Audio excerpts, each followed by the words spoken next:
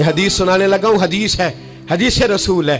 جوان خاص کر کے ذرا میری بات پہ توجہ کریں، اور بزرگ خاص کر توجہ کریں جنہوں نے تربیت کرنی ہے. سنیں، حضور کی بارگاہ میں ایک نوجوان آیا ہے، یہ سنگ میل ہے حدیث، اس کو یاد رکھنا. عرض کی حضور میں سارے گناہ چھوڑ سکتا ہوں، زنا نہیں چھوڑتا. حضور مجھے زنا کی اجازت ہونی چاہیے. میرے حبیب نے تھپکی دی، بٹھا لیا. میں کہتا ہوں حضور نے گناہگاروں کو معاشرے سے کاٹا نہیں، ان کی تربیت فرمائی ہے، ان کی تربیت فرمائی ہے، ان کو قریب فرمایا. میرے حبیب کریم صلی اللہ علیہ وسلم نے فرمایا ادھر آ بیٹھ جا. بیٹھ گئے. حضور نے فرمایا تو پسند کرتا ہے تیری ماں کے ساتھ کوئی بدکاری کرے؟ حضور نہیں. فرمایا تو پسند کرتا ہے تیری بیٹی کے ساتھ کوئی بدکاری کرے؟ یا رسول اللہ میں آنکھیں نکال دوں گا. حضور نے فرمایا تو پسند کرتا ہے تیری بہن کے ساتھ؟ حضور میں کاٹ ڈالوں گا وہ ہاتھ جو میری بہن کی طرف اٹھیں گے. فرمایا تو پسند کرتا ہے کہ تیری خالہ پھپھی ممانی کی طرف کوئی ایسی حرکت کرے؟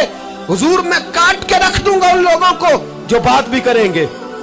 میرے حبیب نے فرمایا اچھا جس کے ساتھ تو بدکاری کی اجازت مانگ رہا ہے وہ کسی کی ماں نہیں لگتی، وہ کسی کی بہن نہیں لگتی، اور کسی کی بیٹی نہیں ہوگی؟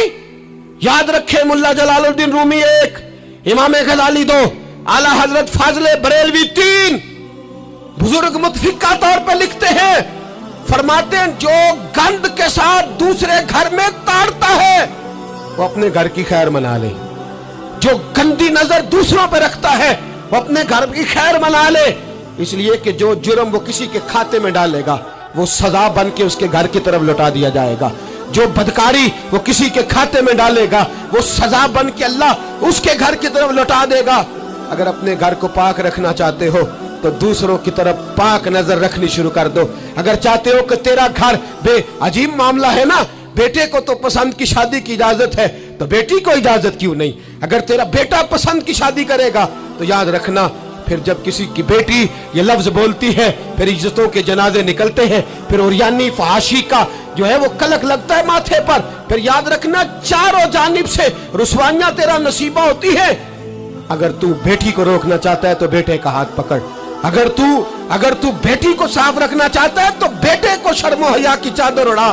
اگر تو بیٹیوں کے کردار کی حفاظت کرنا چاہتا ہے تو پہلے بیٹے کو پابند شریعت بنا، پہلے اس کی طرف دیکھ.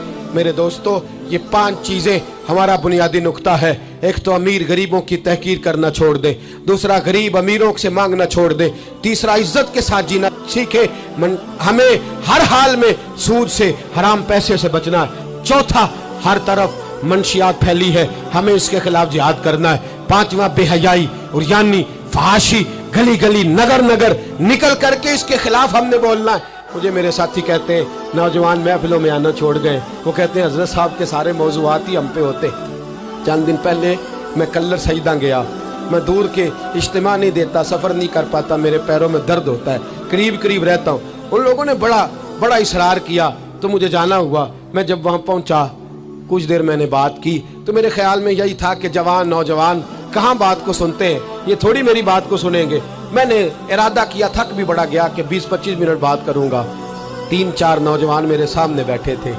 ابھی میں نے مصطفیٰ کی حدیث کا رنگ چھیڑا ہی ہے. چھم چھم ان کی آنکھوں سے آنسو برسنے لگے. چھم چھم اللہ کی قسم ممبر رسول پہ بیٹھا ہوں، میں اپنے اندر شرمندہ ہونے لگا.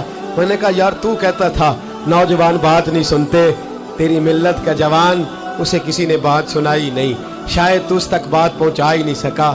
ارے گناہگار بڑا ہے پر مصطفیٰ کا غدار تو نہیں نا، یہ بڑا پاپی ہے پر حضور کی بات نہیں سنے گا، نبی پاک کے پیغام کی طرف نہیں. 50 منٹ بات کر کے میں لوٹا.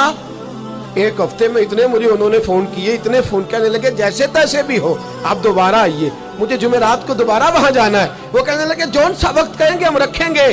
لیکن خدا را ہمیں صرف منشیات کا نشہ کسی نے لگا دیا ہے، عشق مجازی کا گندا نشہ کسی نے لگا دیا ہے.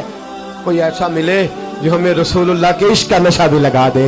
کوئی مل جائے ایسا، اگر کوئی شعیب آئے مجسر کوئی آئے جو ہمارے سینے سے رگڑے. میرے دوست ملت کا جوان جب نیک ہوتا ہے تو پھر وہ حضرت بلال حبشی کی راہوں کا مسافر ہوتا ہے، پھر حضرت فاروق اعظم کو آئیڈیل بناتا ہے، پھر سیدنا مولا علی شیر خدا کی جانب دیکھتا ہے. اور ملت کا جوان جب مجاہد بنتا ہے تو پھر امام حسن اور امام حسین کی یادوں کو تازہ کرتا ہے.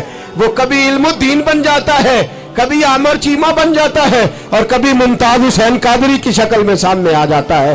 وہ ڈٹ جاتا ہے, وہ ڈٹ جاتا ہے. ملت کے جوان, تیرے سینے سے اب رسول کریم صلی اللہ تعالی وسلم کی محبت کو کھینچا جا رہا ہے. تجھے واپس آنا ہے, اپنے سینے کو بیدار کرنا ہے, اور تجھے عالم کفر کو بتانا ہے کہ شراب پینے والا ہی صرف تمہیں دیکھا ہے, تم نے کبھی درود پڑھنے والا نوجوان بھی دیکھنا چاہیے. تم نے عورت کو ساری رات فون کرنے والے جوان کی داستانیں تو سنی ہے. اب ہم تجھے وہ والا جوان سناتے ہیں جو ساری رات مصطفیٰ کی نعتیں سن کے نبی پاک کے مدینے کی یاد میں روتا ہے. ہمارے اس چینل کو برائے مہربانی یہ بٹن دبا کر ابھی سبسکرائب کر لیجیے, اور ساتھ ہی اس گھنٹی کے نشان پر بھی کلک کر دیجیے تاکہ ہماری تمام اہم ویڈیوز آپ تک پہنچ سکیں.